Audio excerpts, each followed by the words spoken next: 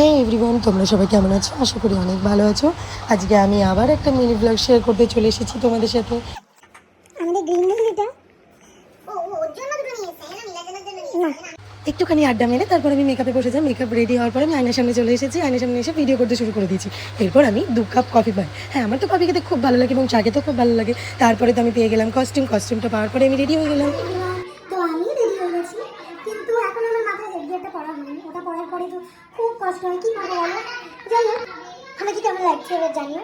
আমি তো হাফ করতে করতে ভিডিও করে ফেলি, কি আর করা যাবে। এখানে আমার মতো সবাই শুরু করে দিয়েছে টাটা বাই বাই বলা। মেয়েদের রুমে যখন মেয়েরা থাকে শুধু দেখো কি কি হয়। কিছু বলবে? ও আর কিছু বলতে চায় না, বিকজ ও একটা এমন একটা জিনিস করেছে যে কারণে আর কিছু বলার কোনো মুখ নেই এখন।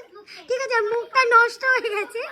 এইদিকে দেখো সবাই মেকআপ করে দেখো নিজেদেরকে কত সুন্দর বানিয়ে নিয়েছে। বাট দেখো সবাই কিন্তু জেনে রাখো, ঠিক আছে, এটা কিন্তু ন্যাচারাল লুক না, ন্যাচারালি সত্যি আরো সুন্দর। এক্স্যাক্টলি। তারপর রেডি হয়ে আমরা শো স্পটে চলে যাই। তারপর শোটা শেষ হয়ে যায়, কিন্তু আমি শোয়ের ভিডিও বানাতে পারিনি, আমার সাথে কেউ ছিল না বলে অলমোস্ট। তারপরে আমার প্যাক আপ। সো আমি ফাইনালি বাড়ি যাব। তারপরে আমি ধীরে ধীরে জলদি গুছিয়ে নিয়েছিলাম। আমার এই ছোট্ট মিনি ব্লগটা কেমন লাগলো অবশ্যই কমেন্ট করে জানিয়ে কিন্তু টাটা বাই বাই।